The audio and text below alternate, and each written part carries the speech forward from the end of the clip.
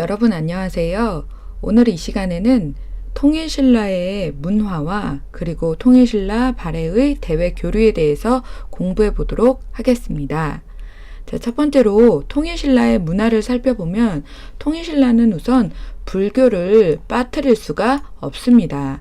자, 불교 같은 경우에는 이 당시 통일신라 때 당나라에서 불교 이론을 배운 승려들이 많아지고 또 불교 교리, 불교의 그 원리에 대한 이해가 좀 더 깊어지면서 통일신라는 불교의 나라였다라고 말해도 과언이 아닙니다. 그래서 다양한 승려, 스님들이 활동하였는데요.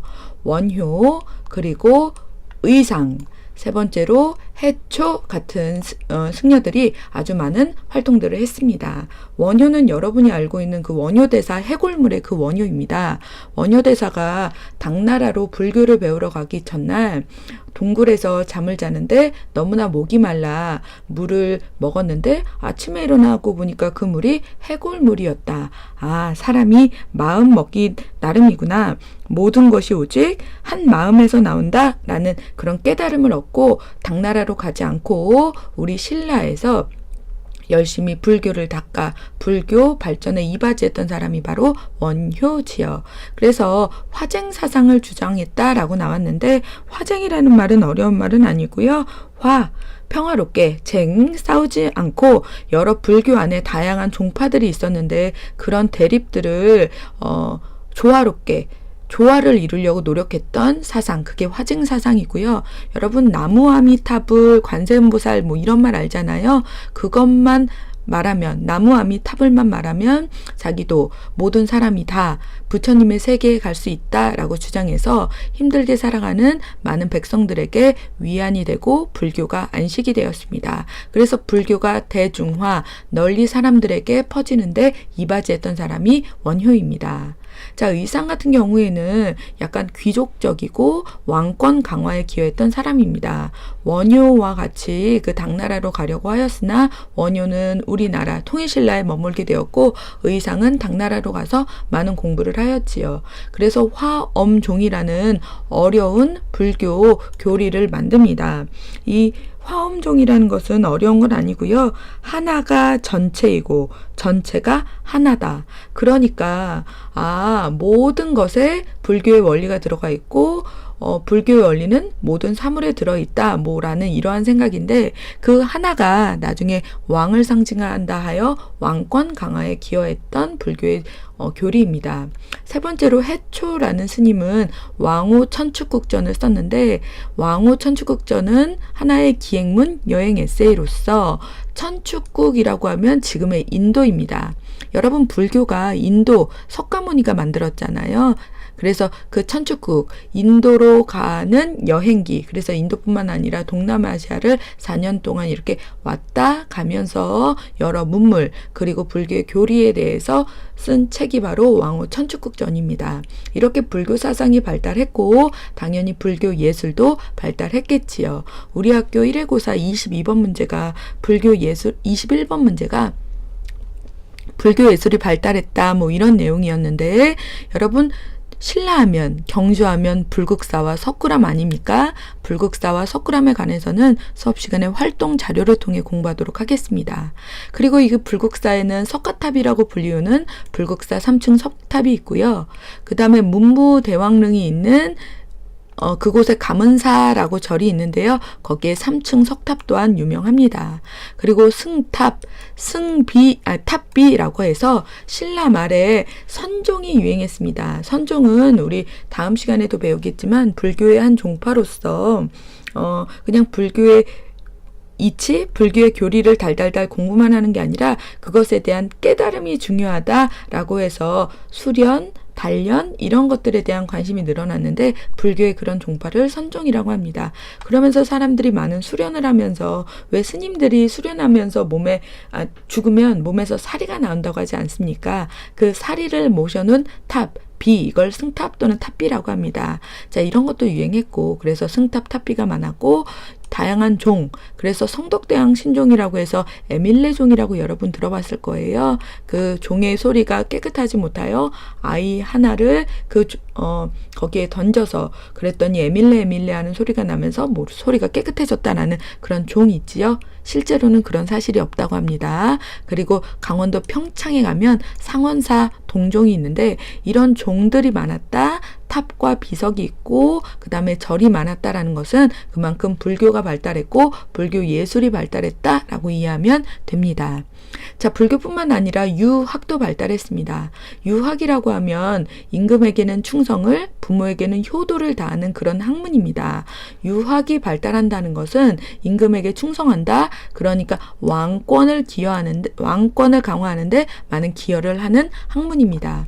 통일신라도 왕권을 강화하기 위해서 유학을 아주 조직적으로 발달시켰습니다. 당연히 유학을 교육시킬 수 있는 학교가 있겠지요. 그래서 나라의 학교, 국학이 있었고 그 다음에 여기 독서선품과라고 나옵니다. 독서선품과는 고등학교 올라가서도 많은 그 시험 문제로 나오는데요. 책을 읽습니다. 근데 그 책은 뭐냐면 유학의 경전, 유학과 관련된 책들이고 그것을 딱 읽고 그 시험을 보게 해서 3등급으로 나눕니다. 상중하. 그래서 그 성적을 나중에 관리, 그러니까 왕 밑에서 이러는 그런 사람들을 쓰는데 활용하였다. 그 제도가 독서선품과입니다. 실력대로 임금에게 충성하고 그 다음에 실력대로 그 관리를 뽑았다는 것은 아주 발전적인 모습이지만 귀족들이 좋아하지 않았겠지요. 그래서 결국 귀족들의 반대로 널리 이렇게 퍼지지는 못하였습니다. 자, 이게 통일신라의 문화에 관한 설명이었는데 불교와 유학이 발달하였다. 그래서 불교로는 원효, 의상, 해초 이런 승려들이 아주 깊은 불교의 교리를 만들었고 이런 것들이 나중에 일본의 불교에도 아주 많은 영향을 끼칩니다. 자, 그리고 불교 예술이 발달해서 많은 절과 탑, 승탑, 탑비 그리고 종도 있었다라는 거. 그리고 왕권 강화에 기여하기 위해서 유학도 발달했으며 국학을 설치하거나 독서선품과를 실시했다. 여러 사람들, 유학자들이 나와 있는데요. 이런 유학자들은 활동을 통해서 살펴보도록 하겠습니다. 수업 시간에. 자, 이제는 남북국, 그러니까 통일신라와 발해가 당나라나 중국 당나라, 일본 그리고 기타 다른 지역과 어떻게 교류를 했는지 살펴보도록 하겠습니다. 통일신라, 발해 두 개 합해서 남북국이라고 하는 건 알고 있지요. 그 남북국이 고립되어 있는 게 아니라 다른 나라와 활발한 교류를 했습니다. 우선 통일신라는 당나라와 어떻게 교류했냐면 당나라의 신라방, 그러니까 신라인들이 거주하는 지역입니다. 그리고 신라소, 신라인들을 담당하는 행정기관이고, 자, 신라원 같은 경우에는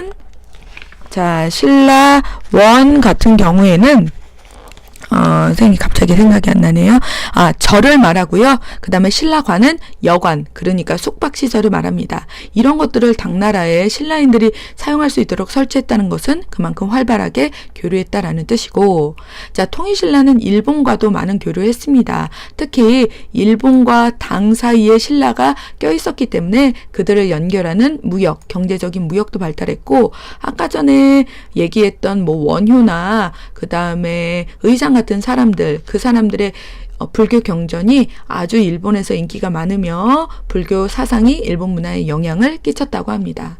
자, 신라는 서역, 그러니까 서쪽 지역에 있는 저기 이슬람 세계 있지요. 그쪽 사람들과도 많은 교류를 했고 동남아시아와도 교류를 했습니다. 다양한 보석, 약재, 향료 등이 서역이나 동남아시아에서 수입되면서 많은 경제적인 교류가 있었고, 그러니까 울산이라고 하면 신라의 수도인 경주, 즉 금성의 옆에 있는 항구예요. 그리고 당항성, 우리 지금의 수도권 서울 부근에 있는 지역으로서 이런 두 지역이 국제적인 무역 항구로서도 발전했습니다.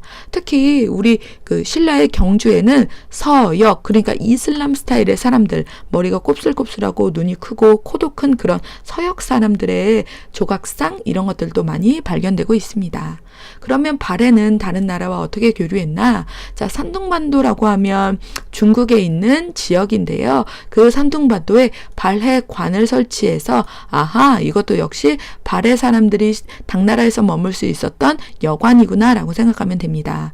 자, 일본과도 발해는 교류했습니다. 발해가 건국됐을 그 초기에는 당나라와 신라를 견제하기 위해서 일본이랑 발해가 아주 친했지요. 점차 갈수록 다양한 측면에서 교류가 활발해졌습니다. 특히 발해에는 발해 오도라고 해서 5개의 길이 있습니다. 당나라로 가는 길, 신라 가는 길, 거란 가는 길, 일본 가는 길, 이렇게 5개의 길이 있어서 다양한 교류가 있었다라는 걸 알 수 있고, 마지막으로 신라와는 건국 초기에는 신라가 고구려를 멸망시킨 나라다 하여서 발해가 신라와 아주 많이 대립각을 세웠지만 후기로 갈수록 신라로 가는 길을 통해서 다양한 교류를 실시하였습니다. 자, 이처럼 통일신라와 발해도 다양한 나라들과 교류하였다. 여러분은 그 사례를 살펴보시면 되겠고요. 자, 그 다음에 통일신라는 유학과 불교가 발달하여 다양한 문화가 발달하였다라고 정리하시면 되겠습니다. 여러분 수업 시간에 보도록 하겠습니다. 수고하셨습니다.